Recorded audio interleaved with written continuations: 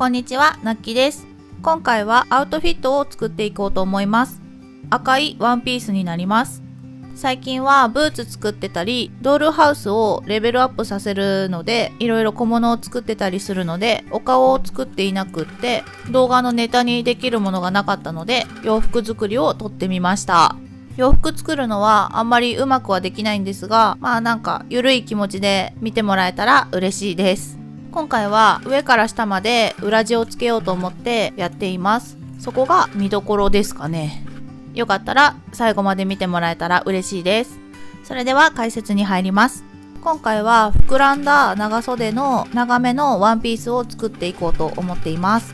襟は立ててつけようかなと思います。胸元に飾りが欲しかったので、ボディに着せてレースを貼り付けていました。まっすぐなレースを真ん中で V 字に切って模様をつけています。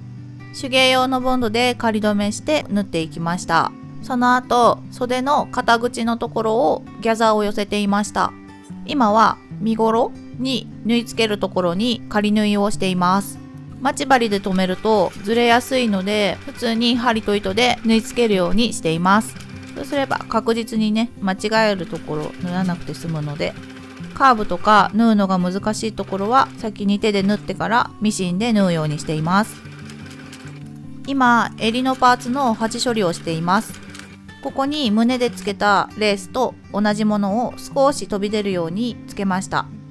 首周りもカーブがきつくってどことどこを縫うのかわからなくなっちゃいやすいので、仮縫いしてから縫うようにしています。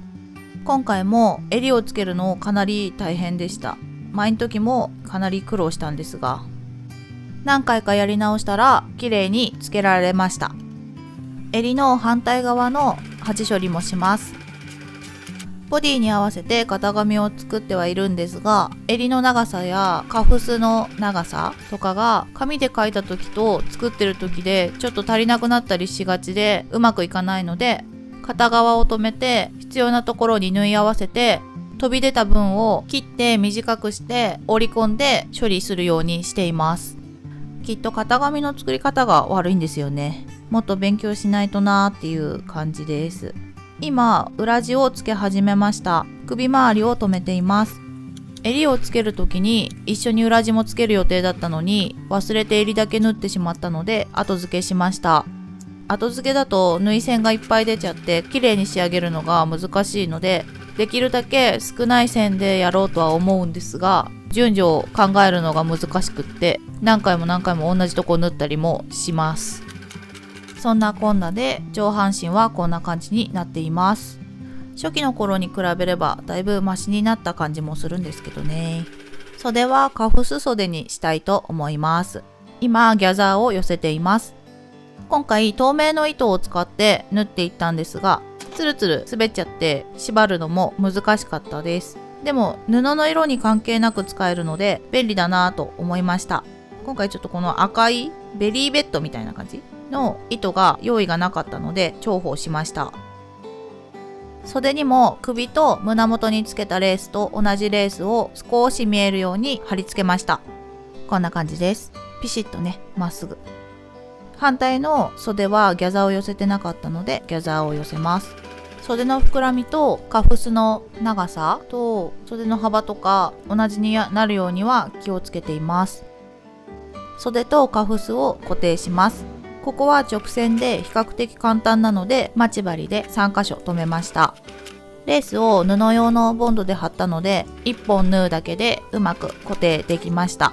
昔家庭科で待ち針はつけたまま縫ってもいいって聞いたんですけど、当たると曲がる気がするんですけど、いいんですかね？ちょっとよくわかんないです。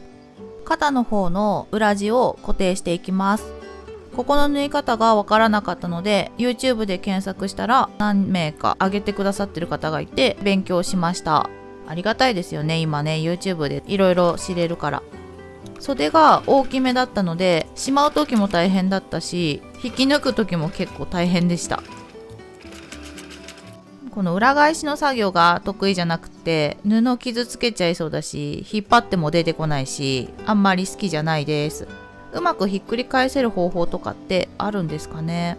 キューキューって言ってしまってたので、こう袖自体もシワシワシワっとしちゃったし、あまりに裏返らなくって、もう布に頑張れ頑張れ頑張れって言い聞かせながら裏返しましたね。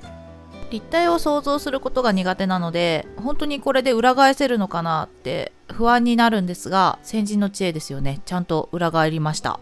すごい。今度は袖を仮留めしていきます。両側仮留めができたので縫い合わせていきます。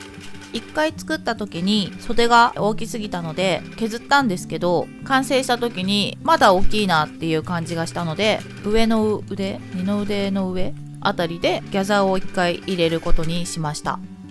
今表の布の脇を縫っています。袖は裏地がついてるので脇の真下までで留めています。この時に裏地の白い布も脇の部分を縫いました。ここから下半分を作っていきます。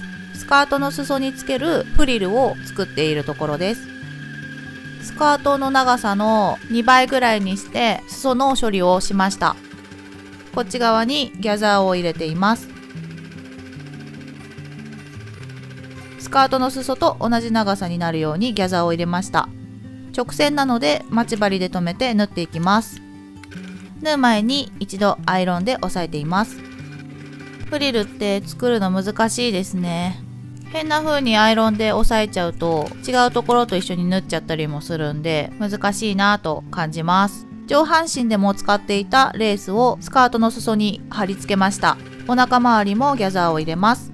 とりあえずなんとなく縮めておきます。スカートの裏地部分を作っていきます。何種類かレースを重ねようと思っていたので順番に手芸用ボンドで貼っていきます。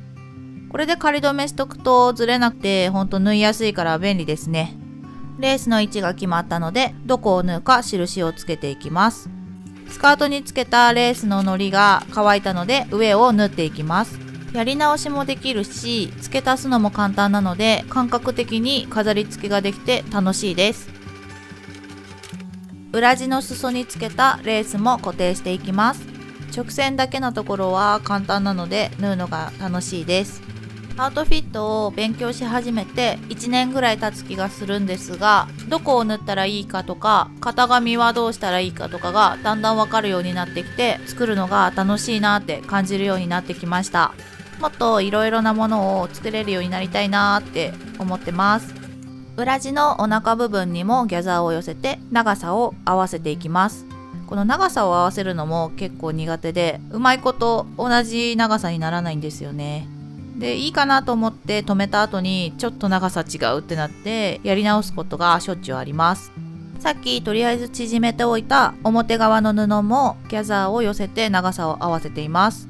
うまく合わせらんないからとりあえず放置しちゃうんですよね。飛び出てる部分があったので切って長さを合わせてしまいました。待ち針で留めて縫っていっています。直線なので一応簡単なところに入るのかな。上だけ先に裏地をつけちゃってスカートの裏地を後から作ってつけたんですが、上半身に裏地をつける段階でもうスカートまで合体させておかなきゃこの脇の部分が綺麗にしまえないなっていうのを後で気がついてしまいまして、今回はこうギリギリのところまで縫って、あとは折り込んで手で縫うっていう感じで処理しました。先にどっちも形を仕上げてから裏地つけるんだったんだなと思って勉強になりました。胸のところが寂しかったのでパールビーズをつけてましたね。裏地をつけてみて思ったのは洋服の感じがしっかりするなって思いました。ちょっと立派に見えるというか少しリッチ感が出たかなと思います。裏地のお腹部分も縫い合わせていきます。上半身とつながってて立体的に立ち上がっている部分で縫ってたので余分な部分を巻き込んで縫わないように注意が必要でした。スカートの端を中表で合わせて縫っていきます。裏返す時に少しだけ赤い布が内側に入るようにするとかっこいいかなと思いました。反対側も同じように縫っていきます。完成しました。なんとか形になりましたね。ということで今日は赤いワンピースを作ってきましたがいかがだったでしょうか。初めてつけた裏地は手順を間違えて処理が難しくなってしまったところもありましたが、一応考えていた通りにつけられたんじゃないかなと思います。袖が少し大きい感じがしたので、二の腕のところにギャザーを寄せて縮めるのと、首元にリボンを追加しようかなと思います。最後までご視聴ありがとうございました。面白かったなと思ってもらえたらグッドボタンを押していってください。このチャンネルではカスタムブライスの作り方について投稿していますので、よかったらチャンネル登録お願いします。また次回の動画でお会いしましょう。バイバイ。